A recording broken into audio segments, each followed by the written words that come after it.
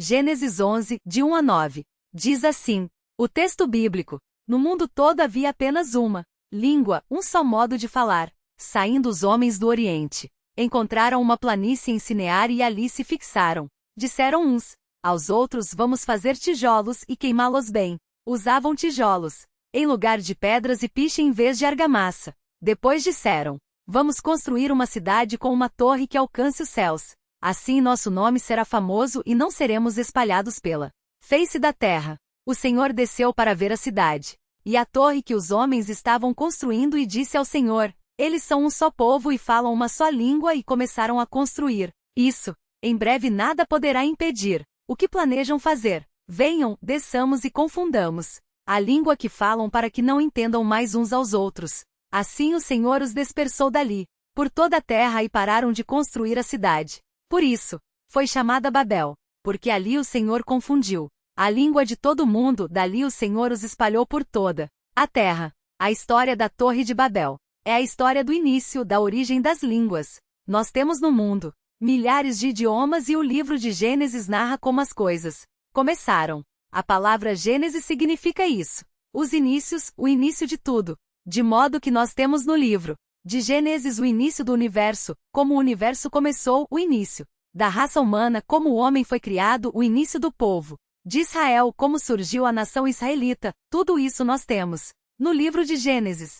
E temos também o início aqui, narrado, o início dos idiomas, como os idiomas passaram a existir. E nós aprendemos nessa história que os idiomas surgiram em virtude do juízo de Deus. Deus tinha um objetivo para a humanidade desobedeceu esse propósito e essa ordem de Deus. E então Deus dividiu os idiomas, as línguas, a fim de que os homens forçosamente cumprissem a sua ordem. Os irmãos têm aqui nessa gravura o que é chamado de um zigurate. O zigurate é uma construção própria do início do terceiro milênio antes de Cristo. É na forma de escada, sendo que a base dele é mais larga e as outras construções que são feitas em cima, os outros degraus, por assim dizer, são menores e sempre com essa inclinação que os irmãos veem aí. O zigurate é comum na Mesopotâmia, na região onde hoje é o Iraque. É lá que nós encontramos os antigos zigurates. E eles tinham um significado, entre outras coisas, um significado religioso. Sempre no alto de um zigurate havia um templo a uma divindade e sempre o zigurate recebia um nome relacionado com a relação entre o céu e a terra. Sempre o objetivo era fazer uma ligação entre o céu e a terra. Na Mesopotâmia existem várias ruínas de zigurates que datam de mais de 2000 anos antes de Cristo e é muito provável que essa torre de que fala a história era um zigurate. Existem pelo menos 3 zigurates na Mesopotâmia em ruínas que dizem os estudiosos que pode ser um deles, pode ser o zigurate, a torre que foi interrompida. De que fala essa história em Gênesis 11, um zigurate como esse, a base dele, tinha mais ou menos 90 metros por 90 metros. E tinha uma altura, a base, o primeiro degrau tinha uma altura mais ou menos de 36 metros, de modo que era uma construção muito alta, muito grande, uma construção gigantesca. Tem uma fotografia que vem agora, que é a fotografia de um zigurate em Ur. Claro, está em ruínas essa construção. É de Ur, a terra de Abraão, de onde saiu Abraão, o pai da nação israelita.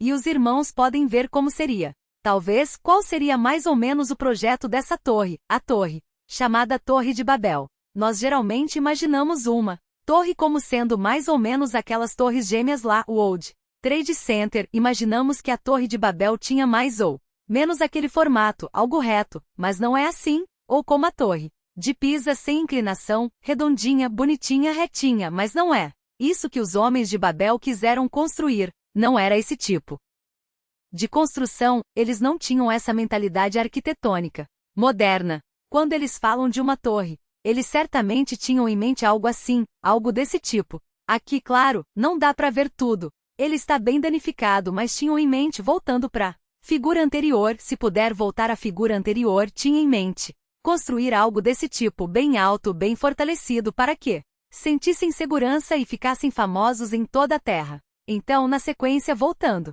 Aí o zigurate em Ur, Ur fica na Mesopotâmia, Mesopotâmia onde hoje é o Iraque, há pelo menos 5, eu li de pelo menos 5 zigurates ali bem antigos. 3 deles são observados pelos estudiosos como sendo possíveis ruínas dessa torre de que fala Gênesis 11, nós vamos ver a mensagem central dessa história que lemos. A mensagem central é a seguinte: a rebelião decorrente do orgulho humano é incapaz de frustrar os desígnios de Deus. Nós temos, nessa mensagem central, alguns pressupostos. Em primeiro lugar, o pressuposto é que o orgulho humano produz rebelião. O homem se orgulha. O homem quer ser mais do que é. O homem não aceita se sujeitar à autoridade de Deus por ser orgulhoso. O homem procura sacudir de sobre os seus ombros a autoridade de Deus, não a aceita. Ele quer se autodeterminar, quer se autogovernar, quer fazer a sua vontade e não a vontade de Deus. Ele quer ser o seu próprio Deus, quer que o seu coração seja o seu próprio Deus, quer seguir os ditames da sua consciência, do seu coração, da sua alma, não quer, em hipótese alguma, se sujeitar àquilo que Deus ordena, àquilo que Deus quer, de modo que o orgulho gera rebelião. Por isso que a mensagem central começa dizendo a rebelião decorrente do orgulho humano. Agora vejam, há um segundo pressuposto aqui, é que Deus tem desígnios, Deus tem planos, Deus tem alvos para a história humana. Deus não está deixando o homem viver a sua vida sem um plano específico. Para a humanidade, não. Deus quer conduzir a humanidade numa direção. Deus tem alvos, Deus tem propósitos, Deus tem planos. Claro que dentro dessa esfera em que Deus realiza o seu plano, o homem age muitas vezes contra a vontade dele.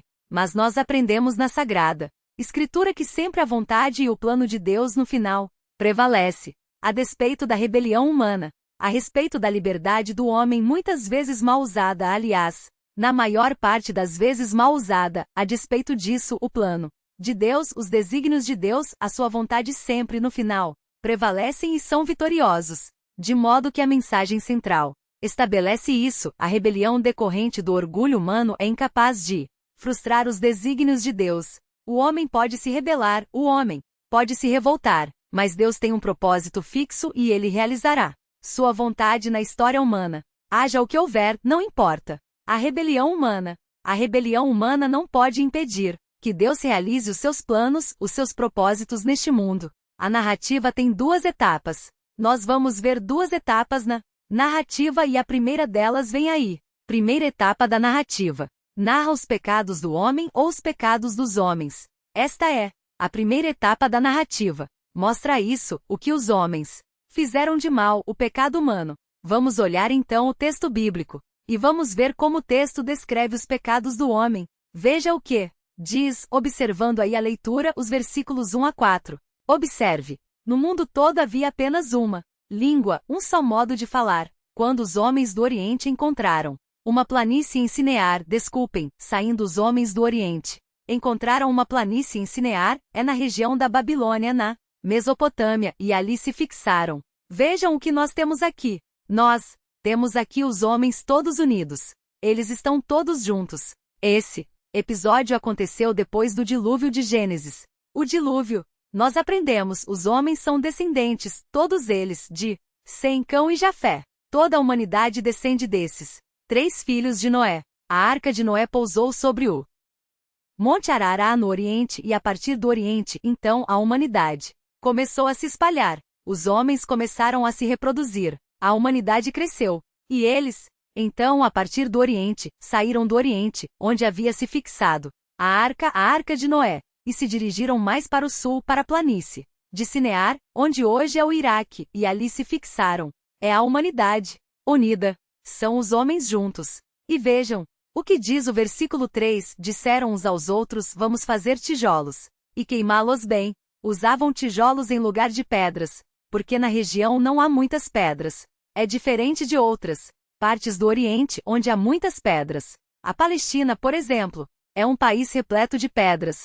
Há quem diga, existe uma lenda antiga que fala que quando Deus estava construindo o mundo, um anjo que estava distribuindo as pedras pelo mundo, o saco de pedras que ele carregava estourou, e todas as pedras caíram bem na Palestina, de modo que a Palestina é um país com muitas pedras. E faltaram pedras na Mesopotâmia. Mesopotâmia não tem pedras.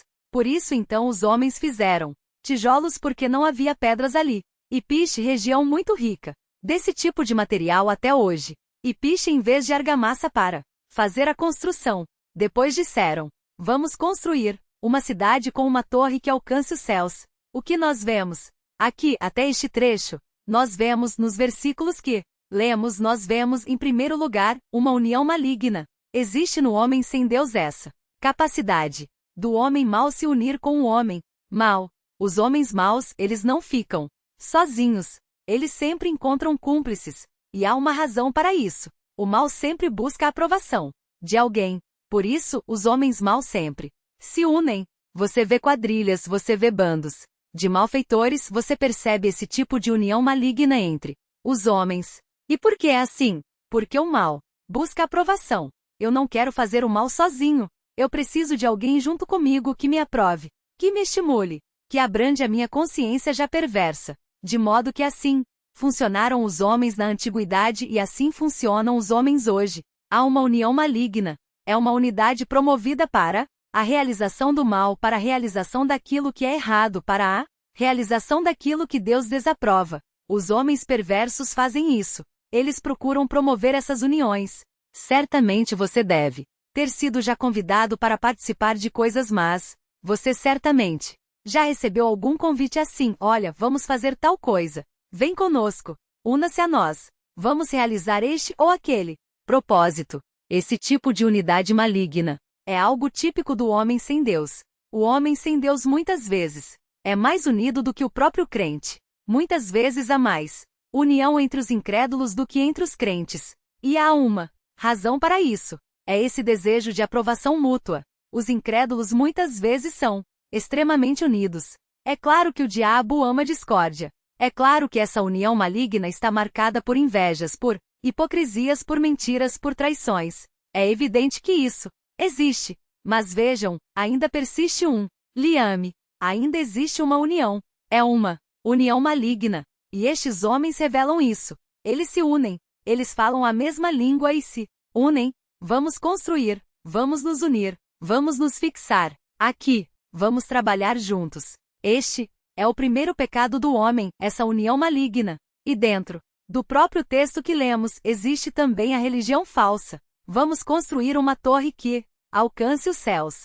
A conotação religiosa da construção fica clara aqui. E como nós dissemos, os iguratis tinham essa conotação. Eles queriam, de alguma forma, estabelecer uma ligação entre Deus e o homem, ou entre um Deus e o homem. É a religião falsa, é um outro elemento, é um outro item do homem sem Deus. O homem sem Deus busca uma religião que é mentirosa. Ele não quer a religião verdadeira. Ele não quer o contato com o Deus verdadeiro. Ele não quer conhecer a revelação do Deus verdadeiro, não. Ele busca uma religião mentirosa e falsa. Eis aí um outro item próprio do pecado humano. Em terceiro lugar, nós vemos aqui anseio por fama e domínio. Veja o que diz o texto, veja o que eles falam. Vamos construir. É o versículo 4. Vamos construir uma cidade com uma torre que alcance os céus. Assim nosso nome será famoso. E não seremos espalhados pela face da terra. O que eles querem? O texto mostra o que eles querem. Como homens sem Deus.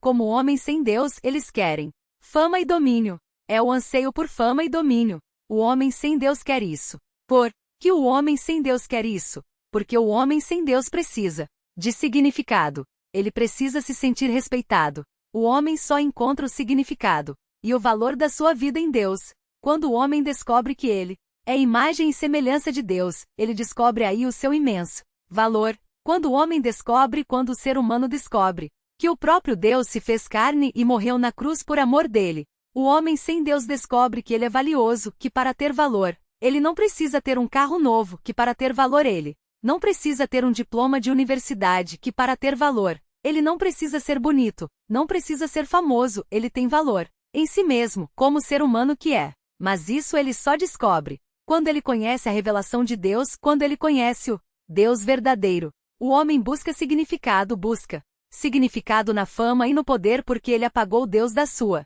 vida, e quando apagamos Deus da nossa vida, nós nos tornamos máquinas, nós nos tornamos animais apenas. Não há sentido na nossa vida. Por que nós existimos? Vêm as diversas explicações. Somos animais desenvolvidos. Mas qual é o valor, onde reside o valor intrínseco de um animal desenvolvido? Essencialmente, basicamente. De acordo com essa teoria, nós não somos muito diferentes, não. Temos muito maior valor do que um macaco, do que um cachorro, ou mesmo do que uma árvore. Não temos mais valor do que essas coisas. O nosso valor desaparece. O nosso significado acaba. Não valemos mais nada. Estes homens, quando apagaram Deus da sua vida, procuraram por esse significado, por essa importância. Eu preciso ser importante. Eu preciso ter significado. Como vou conseguir isso? Simples. Através da fama e do poder. Se nós formos famosos e poderosos, então teremos significado. Então teremos importância. Então, seremos respeitados. Porque nós não temos mais isso. Nós não temos contato com Deus. Nós não conhecemos a Deus. Nosso significado desapareceu. O homem sem Deus é sempre assim. Com o que ele sonha? O homem sem Deus sonha com isso. Em ter poder. Ou com dinheiro ou com formação intelectual. O dinheiro não é mau. A formação intelectual não é má. As pessoas devem trabalhar para melhorar de vida. As pessoas devem trabalhar e estudar para terem uma formação intelectual melhor. Nós não somos contra essas coisas absolutamente. Devemos lutar, trabalhar para que tenhamos uma vida melhor e uma formação maior. Mas nós não podemos fazer dessas coisas pontes para que sejamos pessoas poderosas. Ansiar pelo poder. Ansiar pela fama, pela grandeza, porque este é o sonho dos homens maus. Este é o sonho dos homens ímpios. Este é o sonho dos homens que perderam a noção do seu valor pessoal e estão buscando esse valor fora de Deus.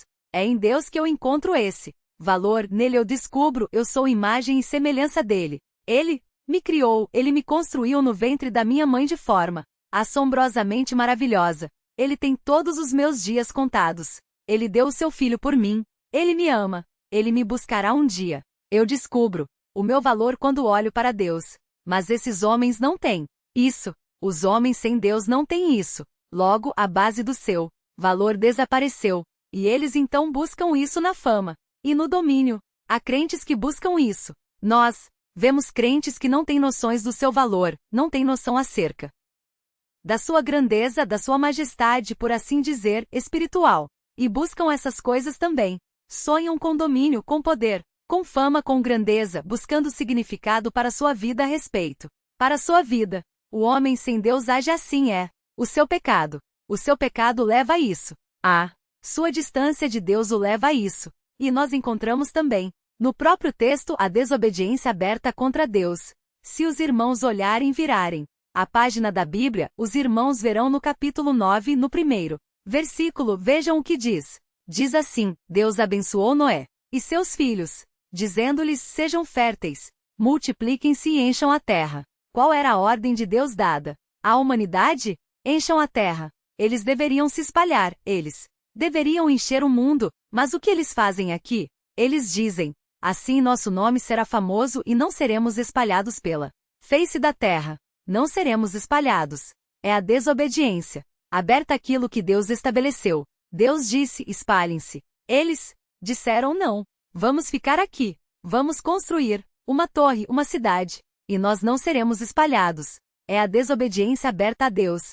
O homem sem Deus, dentre os pecados do homem, da sua postura de rebelião, existe isso, a desobediência aberta a Deus. Nós dizemos aos homens o que eles devem fazer, como eles devem viver. Nós mostramos, na palavra de Deus, como deve ser a sua vida, como as pessoas devem ser, como filhos, como maridos, como esposas, como devem se comportar, como profissionais, como cidadãos, como crentes. Mas os homens se rebelam contra isso. Eles dizem não. Deus diz isso? Eu não vou fazer isso. A palavra de Deus fala isso? Eu acho que a palavra de Deus está ultrapassada. Eu acho que ela é para outras épocas. Ela não é para os dias modernos. A palavra de Deus deve ter muitos sentidos diferentes desse que a gente vê aqui, de modo que eu não vou fazer isso que ela manda porque eu acho que ela deve ter um significado oposto desse que aparentemente ela tem. E os homens então desobedecem abertamente a Deus. Tudo isso que nós vemos aqui, essa lista de 4 itens se constituem na rebelião do homem. O homem se rebela contra Deus. Deus tem um plano para a humanidade. Deus quer que o homem, no caso do texto aqui em questão, se espalhe. Esse é o seu plano. Essa é a sua ordem. Esse é o seu desígnio. Mas os homens se rebelam. E como eles se rebelam? Através de união maligna. Eles se unem para desobedecer. Eles são unidos para fazer o mal, para praticar o que Deus não quer. Eles praticam religiões falsas, superstições mentirosas, invencionices nessa área religiosa. Eles se unem para praticar isso. Desenvolvem esse anseio por fama e domínio e trabalham na busca disso, da fama e do domínio, e desobedecem abertamente a Deus. Essa é a rebelião. Mas o texto tem a sua segunda etapa. Veja a segunda etapa do texto, que vem aí agora, os atos de juízo de Deus. E a segunda etapa do texto, vamos ver o que Deus faz diante disso. Como Deus age diante da união maligna, diante da religião falsa, diante desse anseio por fama e domínio, diante da desobediência aberta. Como Deus age? O que ele faz? Nós vemos isso nos versículos 5 a 9. O texto diz: o Senhor desceu para ver a cidade e a torre que os homens estavam construindo. Essa linguagem é uma linguagem curiosa. É como se Deus não pudesse vê-la de cima. Os críticos da Bíblia fazem uma leitura zombeteira desse texto, dizendo por quê Deus teve que descer, ele não podia olhar lá de cima. Normalmente, é uma forma que finge um certo inconformismo com essa linguagem, quando na verdade nós aprendemos que a Bíblia, especialmente o livro de Gênesis, muitas vezes usa uma linguagem antropomórfica. O que significa isso? Significa a atribuição a Deus de certas formas de agir humanas. O autor bíblico aqui não está dizendo que Deus estava lá em cima, ele desceu uma escadinha e veio até aqui na terra e ficou andando pela torre para ver. Nada disso. Ele está apenas usando termos humanos para descrever uma ação divina. É isso que ela está fazendo. E é comum esse tipo de linguagem. Nós chamamos de linguagem antropomórfica quando atribui-se a Deus uma forma humana. Nós chamamos de linguagem antropopática quando atribui-se a Deus sentimentos humanos. E aqui o que nós temos é também uma espécie de linguagem que atribui a Deus práticas humanas. Assim como os homens que estão em cima para ver algo que está embaixo têm que descer, esse tipo de prática é atribuída a Deus para transmitir com maior clareza aquilo que Deus fez. O que nós aprendemos aqui nesse versículo, na verdade, através dessa linguagem, é que Deus passou a observar de modo estrito o que os homens estavam fazendo. Deus está em todo lugar. Deus vê todas as coisas. Mas o texto quer mostrar, através dessa linguagem, que a atenção de Deus se deteve de forma especial naquilo que os homens estavam fazendo. O que nós temos aqui, entre os atos de Deus, é a sua observação estrita. Como Deus age diante da rebelião humana, Deus observa atenciosamente a rebelião humana. Tudo que o homem faz de perverso. Cada gesto, cada pequeno movimento do seu corpo, da sua mente, do seu coração, dos seus lábios, Deus observa estritamente, com um rigor imensurável. Ele vê cada piscar de olhos, cada movimento dos olhos. Deus vê. É isso que esse texto quer dizer quando fala que Deus desceu para ver. Quer dizer que Deus passou a observar de modo detalhado. Ele ficou vendo o que os homens faziam, cada tijolo sendo posto no seu lugar, cada palavra que eles diziam aos outros, Deus observava. O que, na verdade, Moisés quer ensinar aos israelitas, os primeiros destinatários deste livro, é que nós devemos ter temor de Deus, porque Deus observa o mal, mas Deus não dá, em relação ao mal, Deus não dá uma olhada geral e por cima, como nós humanos podemos fazer. Não, Deus observa cada detalhe, cada suspiro, cada piscar de olhos, cada movimento, ele observa e vê. É isso que Deus faz. Diante da rebelião humana, o primeiro ato de Deus é esse, é um ato silencioso, é um ato que nós não percebemos, é um ato que nós não sentimos, e por isso não tememos porque facilmente esquecemos dele, mas é um ato real, constante e intenso. Deus observa cada movimento do homem rebelde, cada segundo, cada minuto da sua prática pecaminosa estão sob os olhos atentos contínuos de Deus, sempre e continuamente. Esse é o primeiro ato de Deus, diante do pecado humano. Segundo lugar, o que nós temos é a previsão do dano. Deus sabe todas as coisas.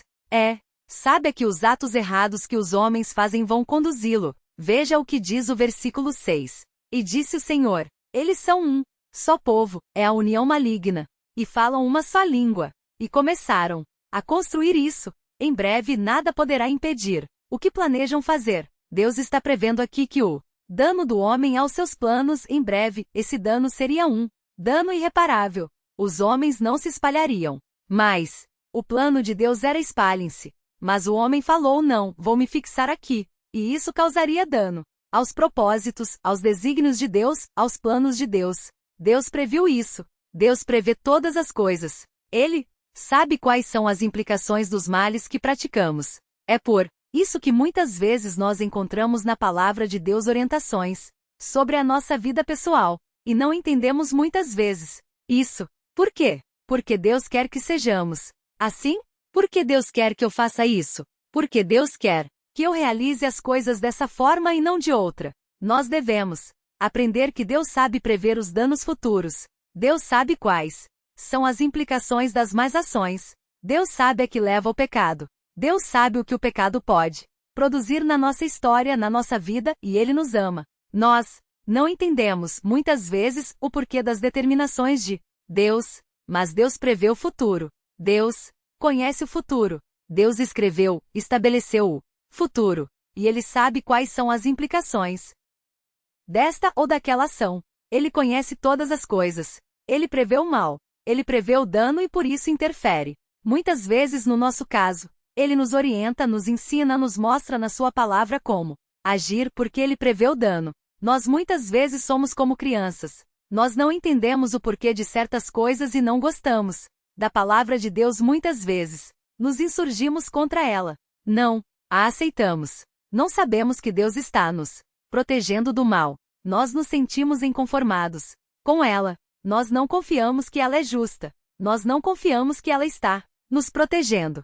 Mas temos que ter essa consciência. Deus prevê o mal, Deus prevê o dano. Deus prevê o prejuízo. E por isso Ele interfere. Por isso Ele fala. Por isso Ele ensina. As minhas filhas jamais vão entender o porquê de algumas ordens minhas. Jamais é muito tempo. Um dia, quando forem maduras, entenderão. Elas não podem entender porquê. Eu não deixo elas comerem doce o dia todo. Elas acham que isso é expressão de maldade. Como meu pai é mau. Como meu pai é mau. Olha quanto doce. Olha quanto doce eu ganhei na Páscoa. Olha quanto doce eu ganhei no meu aniversário. Porque eu não posso comer tudo de uma vez. É tão gostoso. Por que eu não posso? Por quê? Meu pai proíbe que eu faça isso. Papai está prevendo o dano. Papai está prevendo o prejuízo. Papai sabe o que vai acontecer se comer tudo aquilo. Mas elas não conseguem enxergar isso. E por isso não conseguem ver na atuação do papai o seu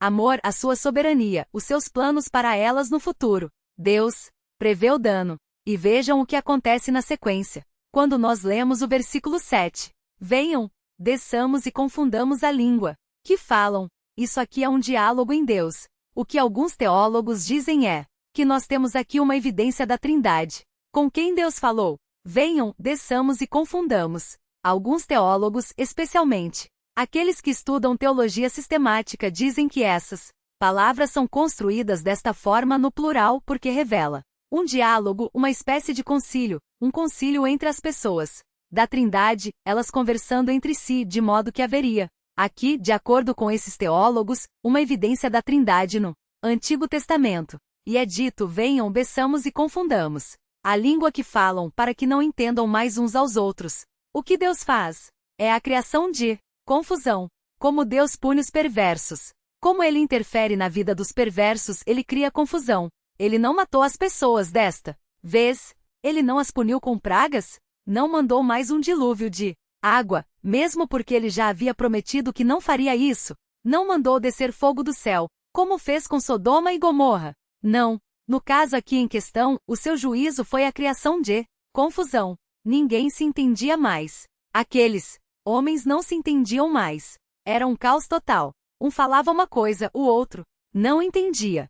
Me passa o tijolo. O que foi que ele disse? Me passa o piche. O que foi que ele disse?